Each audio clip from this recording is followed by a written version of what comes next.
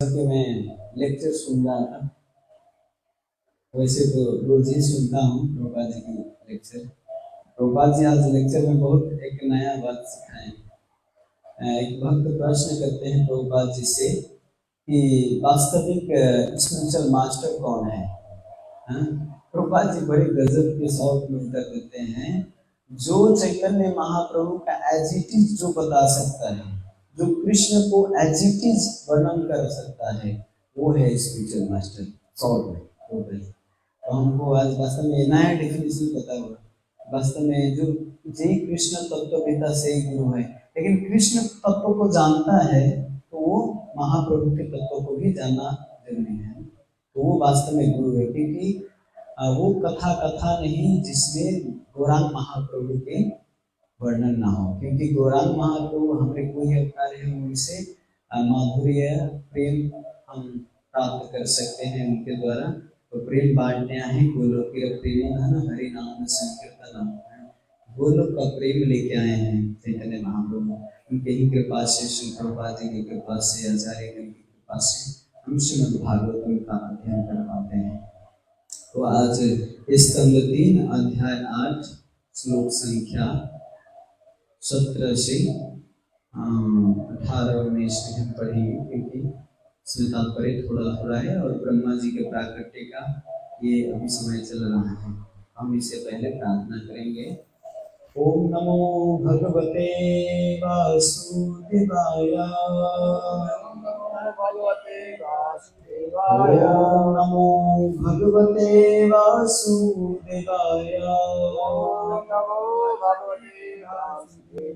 ओम नमो भगवते वासुदेवाय।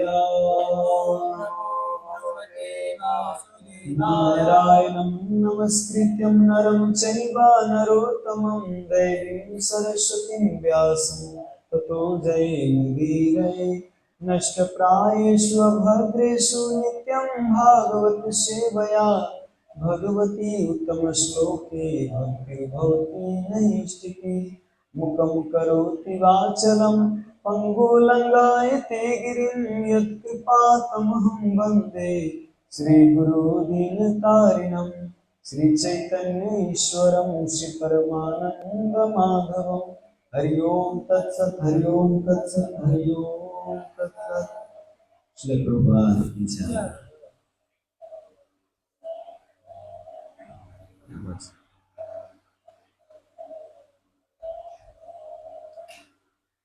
तस्माद्धु गान्धस्व सनावु गुर्ना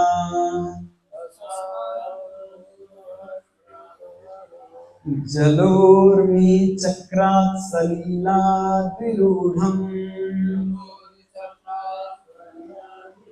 उपाश्रिताः कचमूलोकतत्त्वम् नात्मनं मधाद्रि ददाति देवा।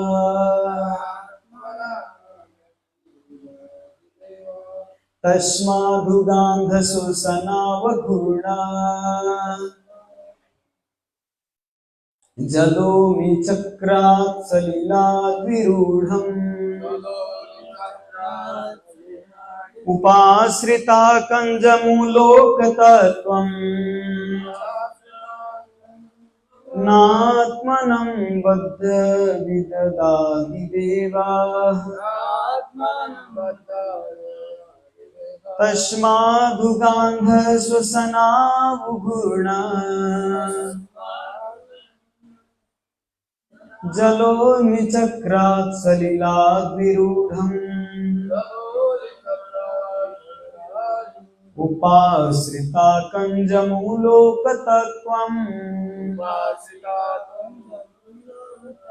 नात्मानबद्धं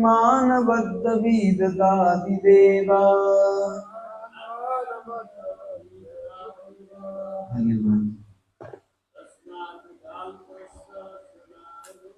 तस्माद्धु गान्धस्व सनावघूर्णा जलोर्मि चक्रात् सलिलाद्विरूढम् उपाश्रिताः कञ्जमूलोकतत्त्वम्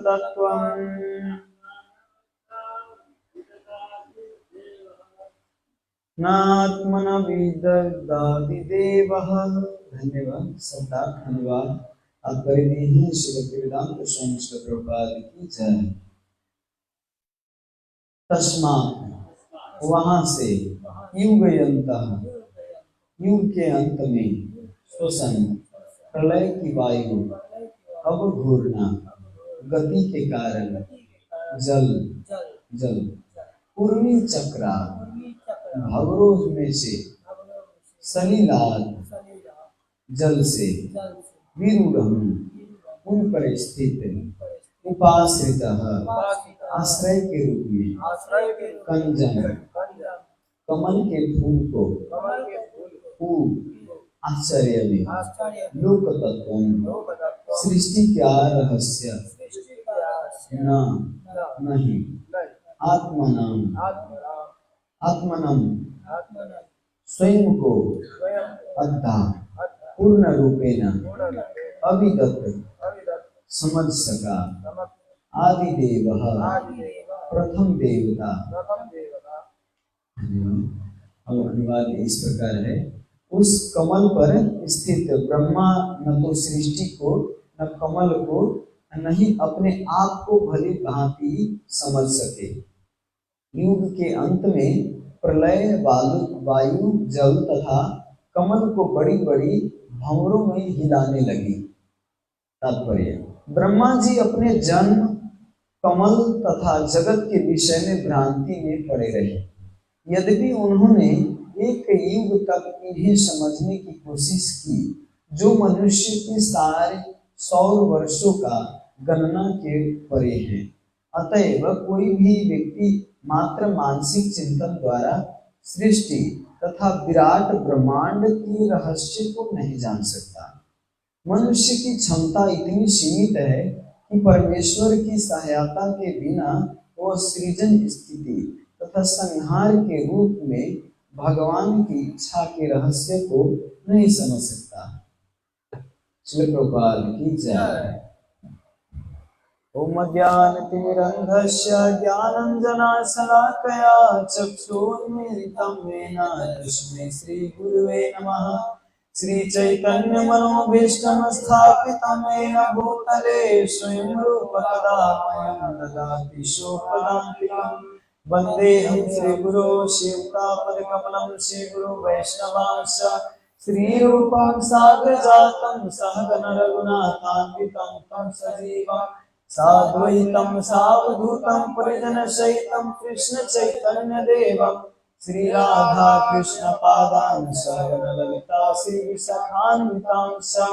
हे कृष्णा करुणा सिंधु दीनबंधु जगत्पते गोपेश गोपिका कांत राधा कांत नमस्तुते।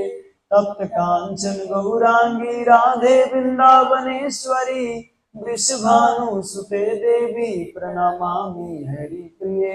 वाञ्छाकल्पतरुभ्यश्च कृपा सिन्धुभ्येव च पतितानं पावनेभ्यो वैष्णवेभ्यो नमो नमः। नमो ओम विष्णुपादाय कृष्णपृष्ठाय भूतले श्रीमते भक्तिवेदांत स्वामी नामिने। नमस्ते सरस्वती देवे गौरवाणी प्रचारिणे निर्विशेष शून्यवादी पाश्चात्य देश तारिणे। जय श्री कृष्ण चैतन्य प्रभु नित्यानंद श्री अद्वैत गदाधर शिवासादि गौर भक्तवृंद।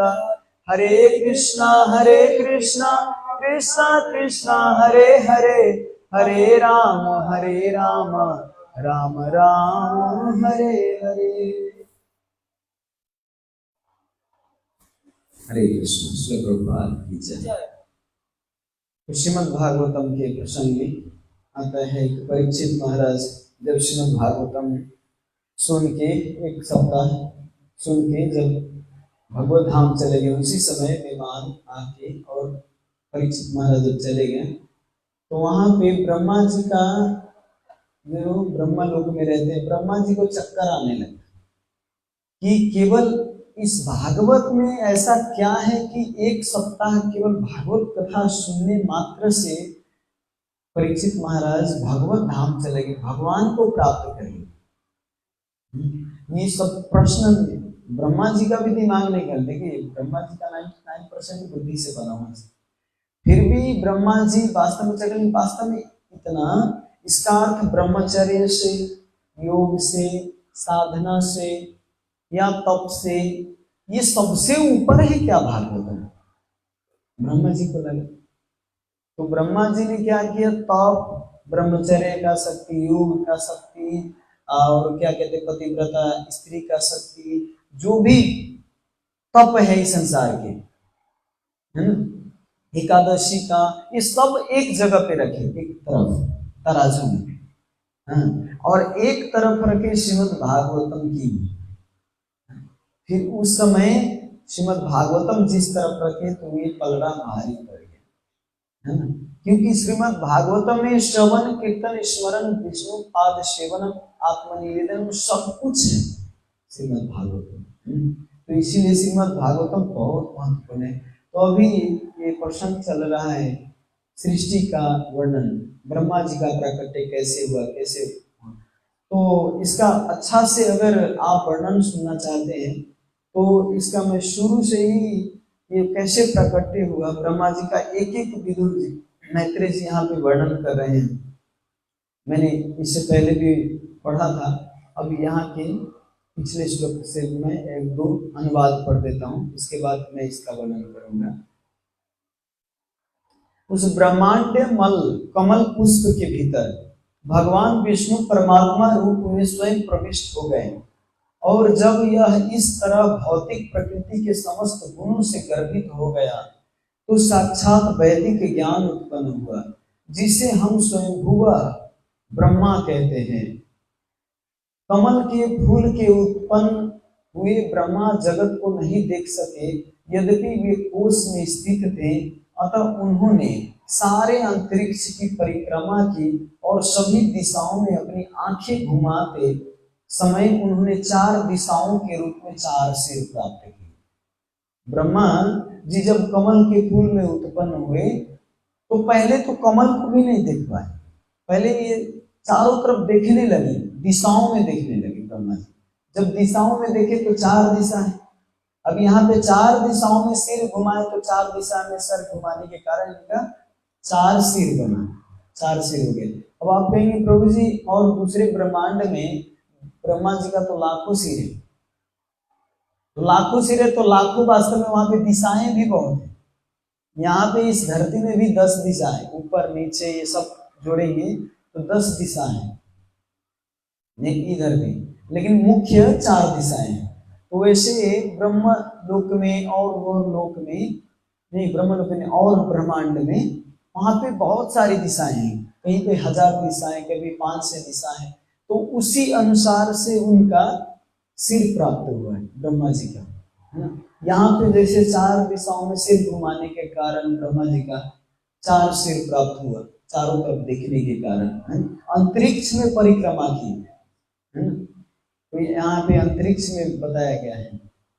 अब बता रहे हैं कि उस कमल पर स्थित ब्रह्मा न तो सृष्टि को और न कमल को और न ही अपने आप को भली भांति समझ सके। जैसे श्रील प्रभुपाद जी यहाँ से इंडिया से जब अमेरिका गए, तो जलदूत से जब कार्गो से जब नहीं, देखिए जलदूत वो कोई पैसेंजर जहाज नहीं था, वो था क्या कहते मालगाड़ी जहाज था। उसमें सामान पैक करके मालगाड़ी माल उसमें लोड होके और अमेरिका जाता था, है ना। तो उसमें कुछ था ही नहीं, पैसेंजर तो था ही नहीं। तो प्रभुपाद जी उस समय न अपने आप को समझ पा रहे थे और न ये समझ पा रहे थे कि कृष्ण हमको क्यों वहां पर ले जा रहे हैं। मैं वहां पे इतने मलिक लोग जब वहां से उतरे, देखिए मलिक लोग, मैं उनको क्या भागवत सिखाऊंगा, कैसे सिखाऊंगा, जो कभी न राम कृष्ण हरि सीखे न सुने हैं, उनको मैं क्या सिखाऊंगा। प्रभुपाद जी एकदम सोच रहे थे ये कौन है, मैं क्या कर सकता हूँ। लेकिन प्रभुपाद जी उस समय एक भजन लिखते हैं, बड़ो कृपा कैल कृष्ण अधमेर प्रति, इस अधम पे बहुत कृपा किया आपने इधर लाके, लेकिन मैं क्या करूं, इसको मैं कैसे प्रचार करूं, कैसे भागवत तत्वों का ज्ञान दूं। इसीलिए आप कृपा करें, आप अगर चाहें तो ये लोग भागवत समझ सकता है। प्रभुपाद जी प्रार्थना करते हैं उस जलदूत में, और ये डायरी में लिखते हैं इस भजन में, है ना। तो प्रभुपाद जी बहुत प्रार्थना करते हैं। तो इसी तरह हम जब किसी नया जगह पे जाते हैं, तो नया जगह पे जाते हैं तो कभी कभी हम अपने आप को नहीं समझ पाते, मैं आया किस लिए इधर, हाँ? हमको भेजा गया किस लिए।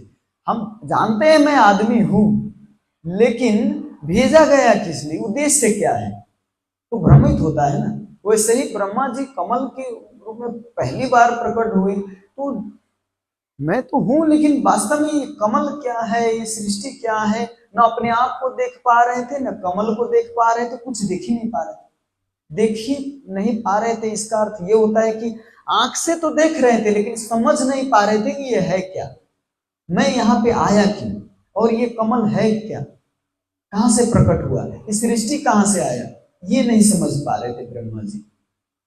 तो ब्रह्मा जी इसके आगे में कहते हैं, तत्पश्चात वांछित लक्ष्य प्राप्त करने में असमर्थ होकर वे ऐसी खोज से विमुख हो गए और पुनः कमल के ऊपर आ गए।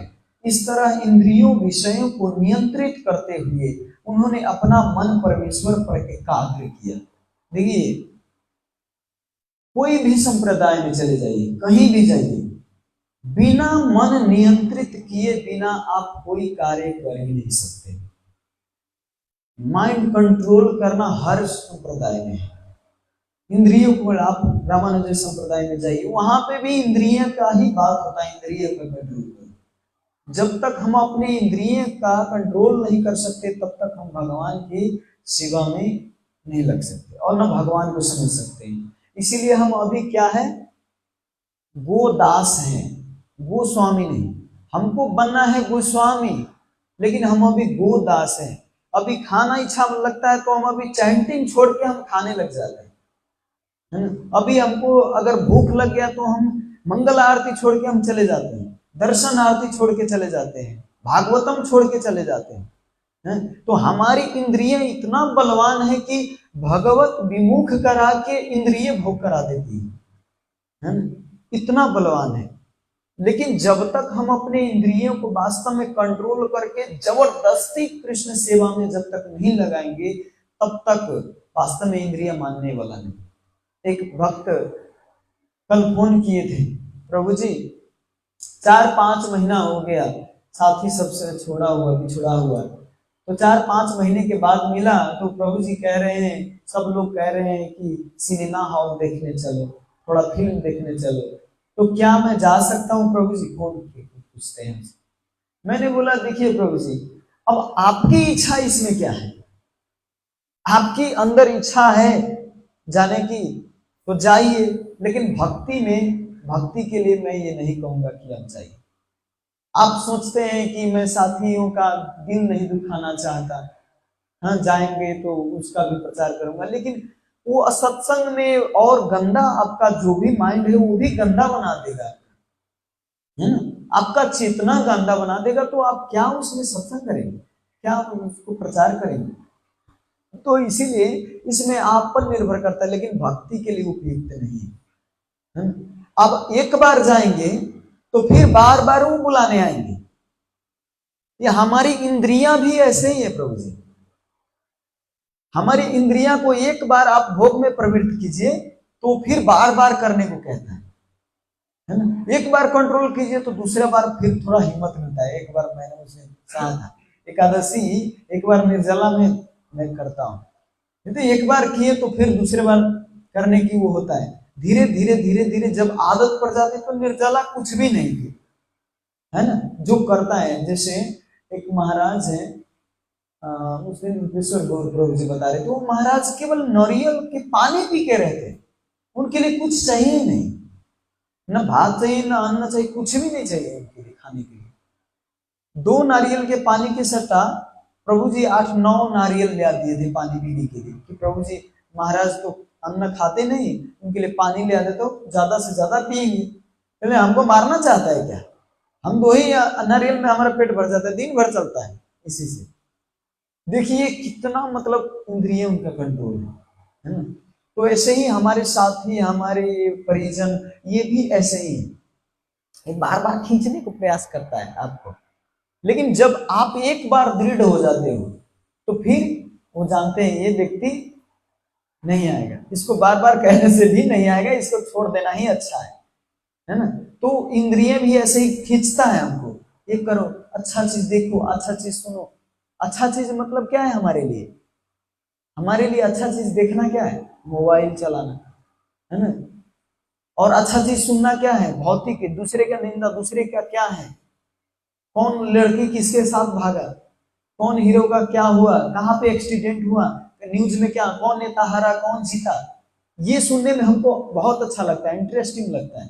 लेकिन भगवान के बारे में अगर सुना जाए तो फिर उतना नहीं इंटरेस्टिंग लगता।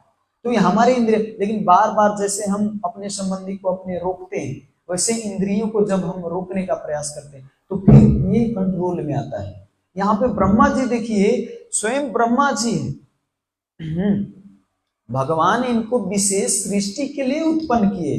वो ब्रह्मा जी यहाँ पे बता रहे हैं कि मैं अपने मन को एकाग्र करके, अपने इंद्रियों को कंट्रोल करके और परमेश्वर में एकाग्र बनाया, ध्यान लगाया। देखिए, तो ब्रह्मा जी को जब ऐसी आवश्यकता पड़ रहा है तो हम जैसे 200 ग्राम वाले खोपड़ी वाले को आवश्यकता नहीं।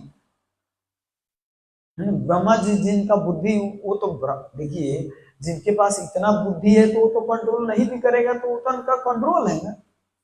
हमारा चारों तरफ विषय में लगा हुआ है, इसीलिए हमको कंट्रोल करना मुश्किल है। उनका तो नहीं है ना, उनका तो विषय नहीं, उनका तो कंट्रोल ऑलरेडी। लेकिन फिर भी यहाँ पे कह रहे एकाग्र करके, है ना। इसका अर्थ कितना जरूरी है मन को एकाग्र करना, इंद्रियों को कंट्रोल करना बहुत जरूरी है। हम देखते हैं बुद्धिस्ट में, बुद्धिज्म में जाइए तो उसमें भी इंद्रिय कंट्रोल की बात करते हैं। आप जैनी साधु में जाइए, जैनी साधु जो होते हैं, जैन लोग इतना तपस्या करते हैं। प्रभु जी एक बार हमको एक ब्रह्मचारी प्रभु वो जैन साधु के हमको उदाहरण देके बताए कि बाप रे बाप, इतना अगर तपस्या हम करें तो सच में भगवान अभी दर्शन देते। तपस्या मतलब इतना बड़ा त्याग होता है, बाल खींच खींच के चिमटा से निकालते हैं अपना, है ना। कुछ खाते नहीं, वो बाहर बाहर के चलते हैं पूरा एकदम, लेकिन भक्ति नहीं है, भगवान को नहीं मानते। वो उनके लिए क्या है पता है? कृष्ण अभी नरक में है। हम गुजरात में गए थे तो गुजरात में जैनी साधु सब झाड़ते पहाड़ते चलते थे, तो हमको प्रभु जी बोले उसको मत देखो, यात्रा खराब हो जाता है। क्यों यात्रा खराब? ने मैंने पूछा प्रभु जी क्यों यात्रा खराब हो जाता है?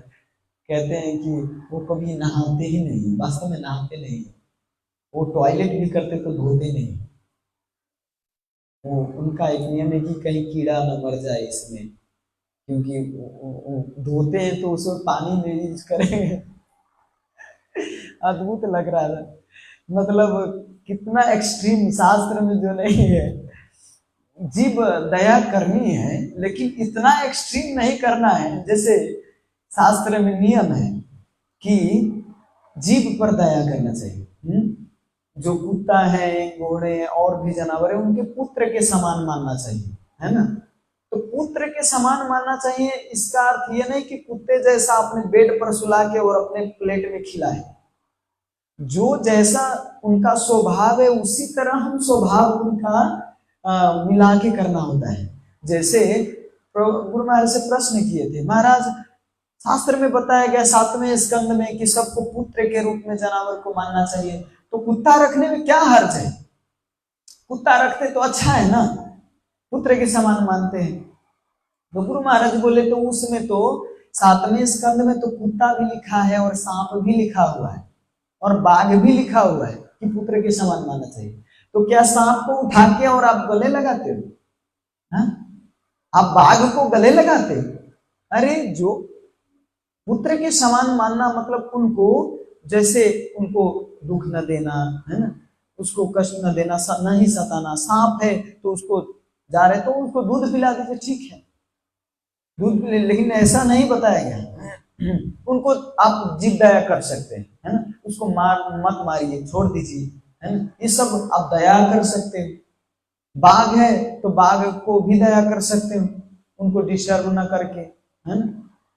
तो ये शास्त्र में बताया, पुत्र के समान मानना मतलब उनको गले में लगाना नहीं।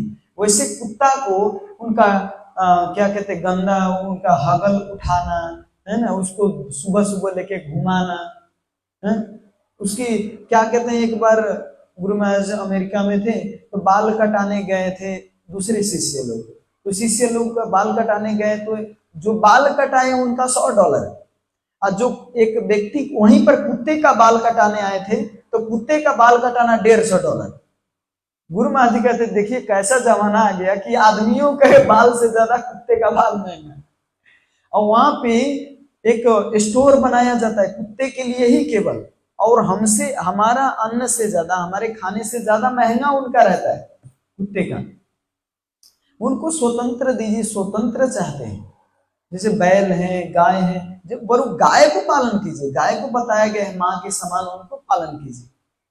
तो हम उल्टा परिधि में, हम कैसे ये क्यों करते हैं पता है, कुत्ता क्यों पालते हैं हम नहीं, जो पालते हैं वो क्यों पालते पता है, क्योंकि संसार में उसका बात मानने वाला कोई होता नहीं है ना।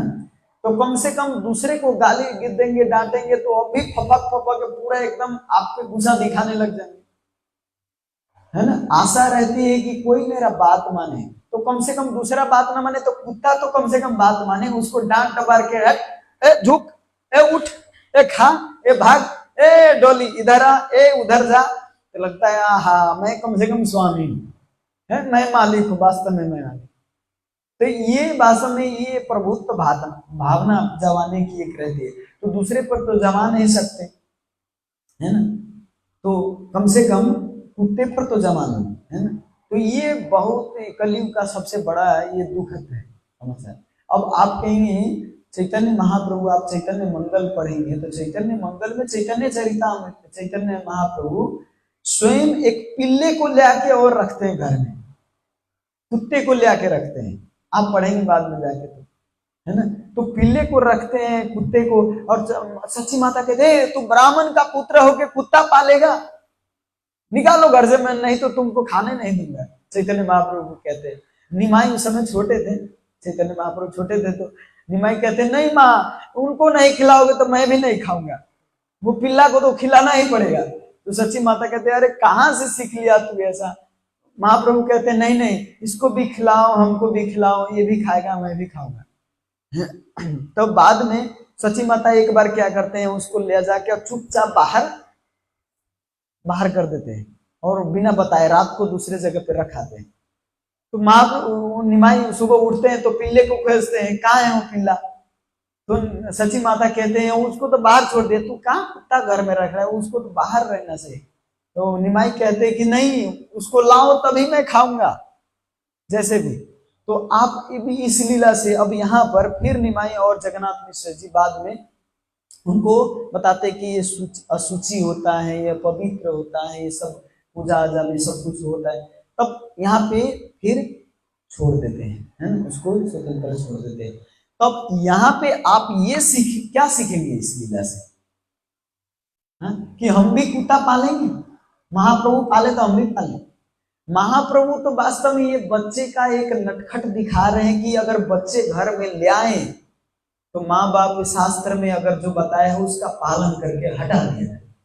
जानते थे चैतन्य महाप्रभु ये कलयुग में ऐसे कुत्ते पिल्ली पालने वाला लोग आएगा, इसीलिए पहले ही पाल के और दिखा दिए कि रखना है या नहीं रखना है। सच्ची माता बताएं कि पालन करना है मतलब उनको आदर करना है, लेकिन घर में साथ में नहीं रखना चाहिए।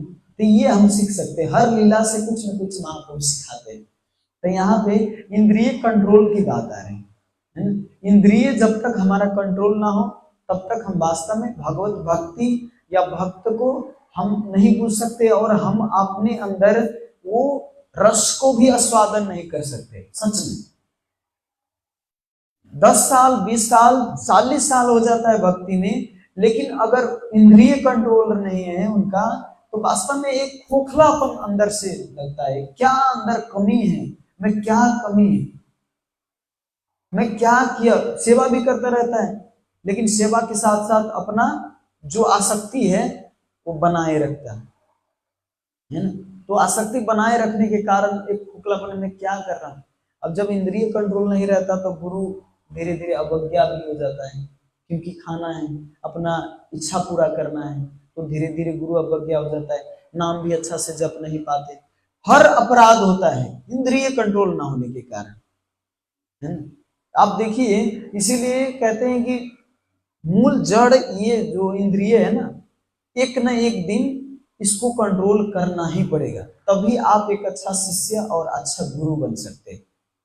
श्रील रूप गोस्वामी उपदेशामृत में बताते हैं, पहला श्लोक ही है, वाचो बेगम मनसो क्रोध बेगम जिह्वा बेगम उत्तर पुस्त बेगम ये तान बेगान विषहित दिरा पृथ्वी मांस सहशिष्याद, है ना।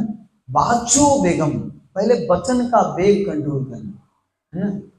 वाचो बेगम, वचन का वेग, वाचो बेगम मनसह क्रोध बेगम, और मान का वो जो वेग है, मन हर समय सोचता है ये कर वो कर, हर समय खिंचता है, तो मन का कंट्रोल, वाचो बेगम मनसह क्रोध बेगम, जीभा बेगम, ये जीभा का वेग जो है ये भी बड़ी खतरनाक है ना।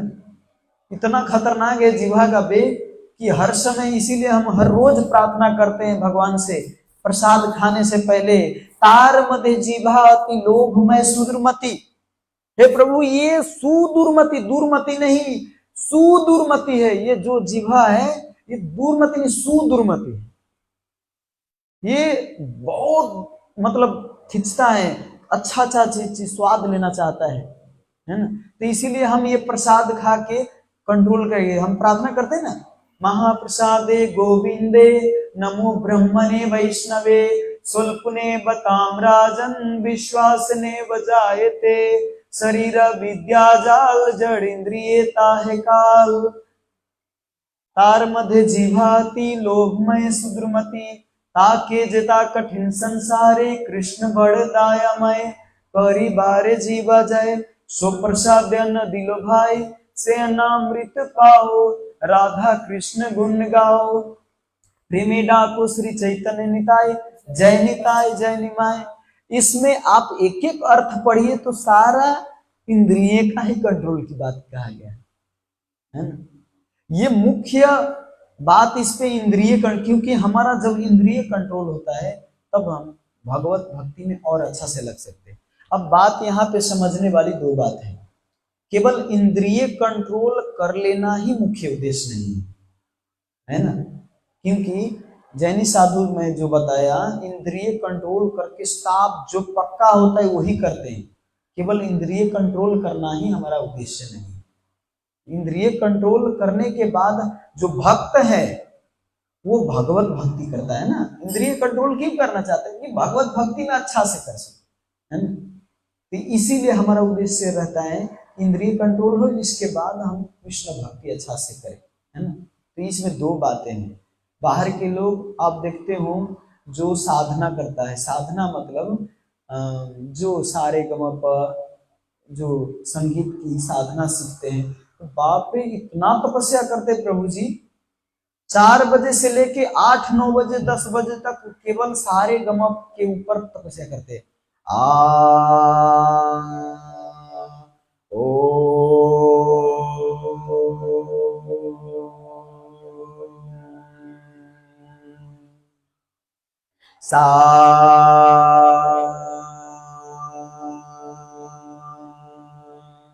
सा ऐसे एक एक रियाज करते हैं, क्यों?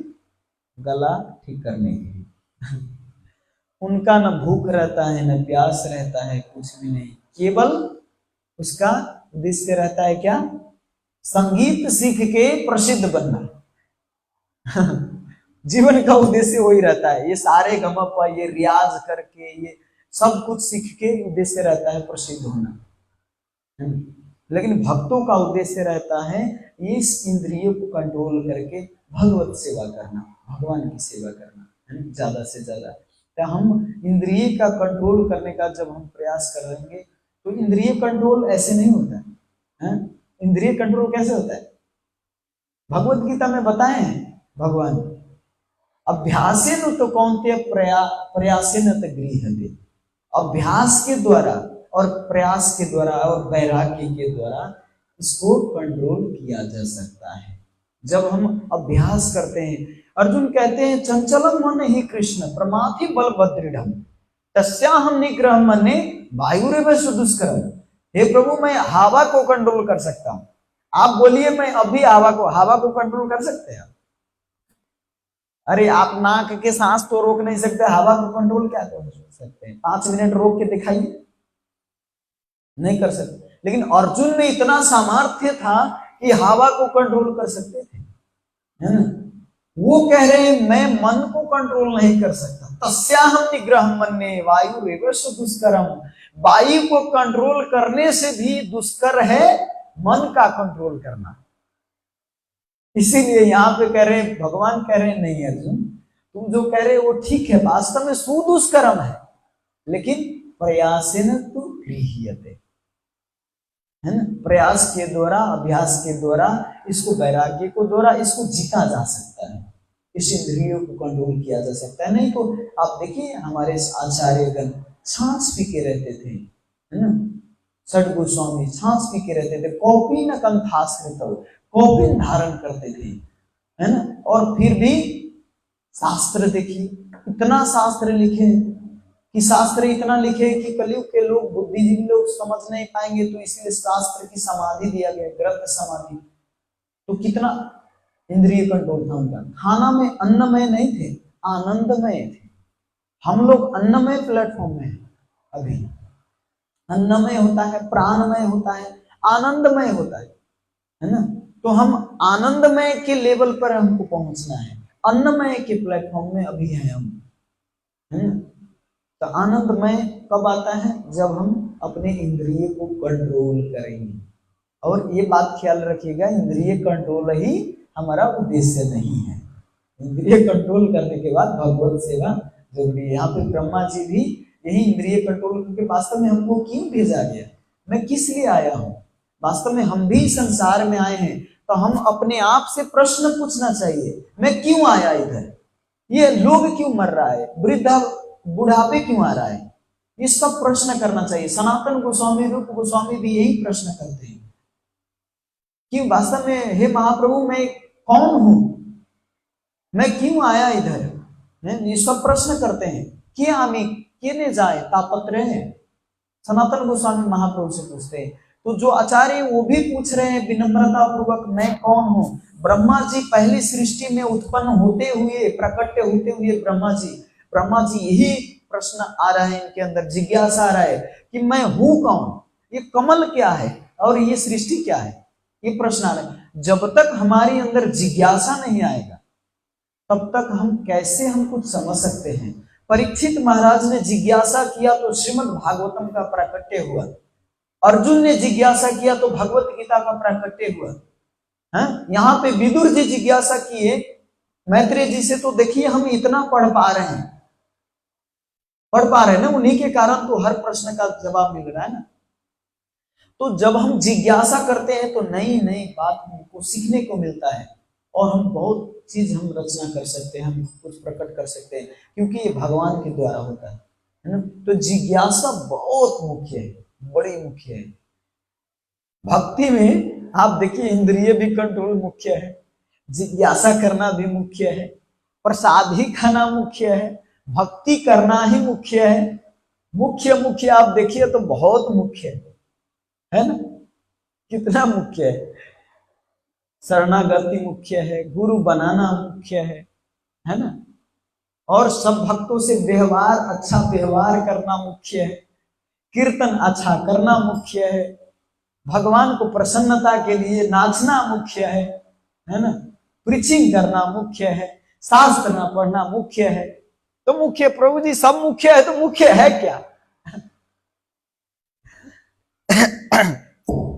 प्रभुपाद जी से एक बार प्रश्न किए थे, प्रभुपाद जी आप कहते हो कभी युधिष्ठिर महाराज बेस्ट ऑफ द भक्त, बेस्ट ऑफ द वैष्णव, आप फिर प्रहलाद महाराज की कथा करते हो तो कहते हो कि प्रहलाद महाराज इज द बेस्ट ऑफ वैष्णव।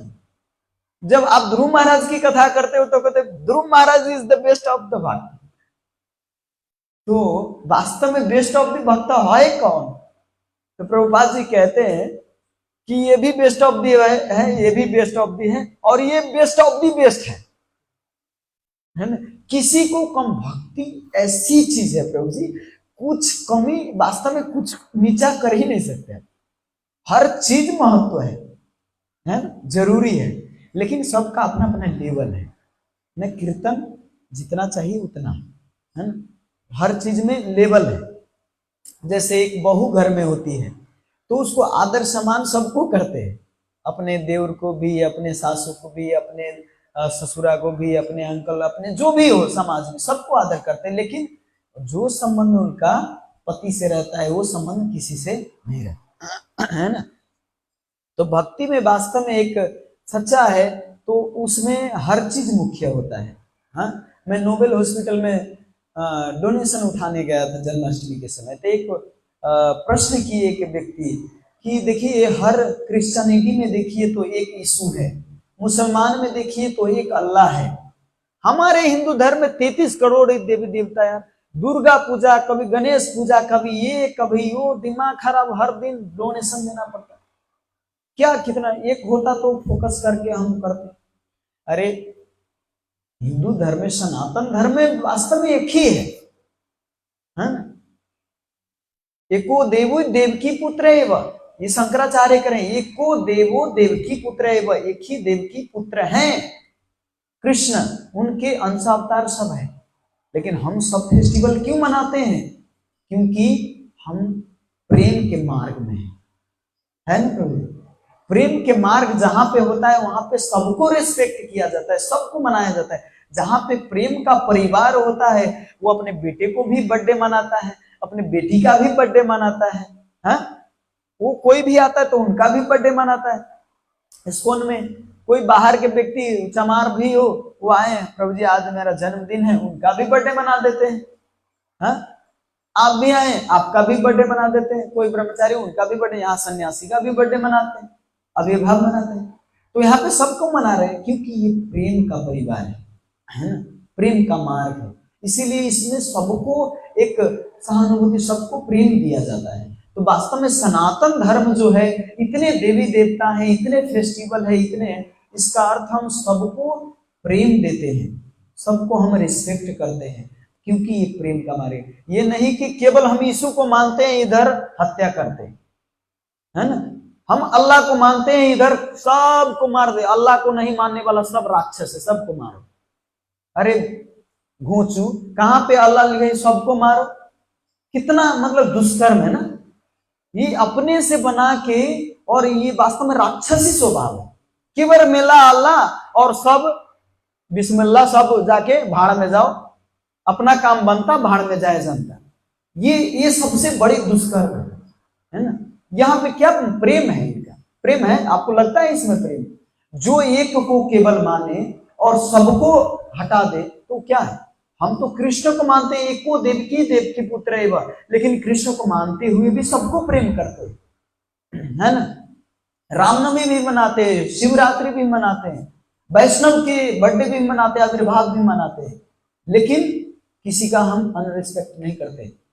हम उसको दुष्कार करते हैं, उसको निंदा करते हैं जो भगवान से बहिर्मुख है, उसको हम चाहते हैं लाने के लिए। लेकिन जो राक्षस है, जो स्वभाव परिवर्तन करना ही नहीं चाहते, उसका हम क्या करें? लेकिन हमको कहना पड़ता है ये भाई ये राक्षस है, स्वीकार नहीं करता है। भगवान स्वयं भगवत गीता में गाली दे, मूढ़ा न जानन्ति, मूर्ख लोग हमको कभी नहीं समझ सकता है ना। तो हम गाली देते तो कौन सा बड़े भारी बात हो गया? भगवान गाली दिए भगवत गीता में। जो मूढ़ है, जो मूर्ख है, जो नराधम है, नरों में अधम है, वो हमको नहीं समझ सकता। भगवत गीता में भगवान बोले हैं, है ना। तो वास्तव में जो असुर प्रवृत्ति के है वो कभी नहीं भगवान को समझ सकता, है ना। तो ये प्रेम का मार्ग है। देखिए हम प्रेम के मार्ग में इसीलिए सबको मानते हैं, सबको मान के चलेंगे। सनातन यही सिखाता है ना, ये कोई अहरा गहरा मार्ग नहीं है। इसीलिए हम सौभाग्यशाली हैं कि सनातन धर्म हम स्वीकार किए हैं और सनातन धर्म में हम रह रहे हैं। वास्तव में जो सौभाग्यशाली व्यक्ति होता है वो सनातन धर्म में आता है और सनातन धर्म में आके वो और ज्यादा इसको विस्तृत रूप से सबको बांटता है, केवल अपने ही नहीं रखता। सनातन का अर्थ होता है ना जो शुरुआत है ना अंत है, उसका होता है अर्थ सनातन। तो वास्तव में हमें इस सनातन धर्म को बांटना चाहिए सब जगह पे, और ये कौन यही कार्य कर रहा है। श्रील प्रभुपाद जी यही कार्य किए, हमारे आचार्यगण यही कार्य किए, एक एक वर्णन करके और चारों तरफ फैलाएं। ठीक है, श्रील प्रभुपाद की जय, अनंत कोटि वैष्णविंद की जय, निताय गौर प्रेमानंद, हरि हरि बोल।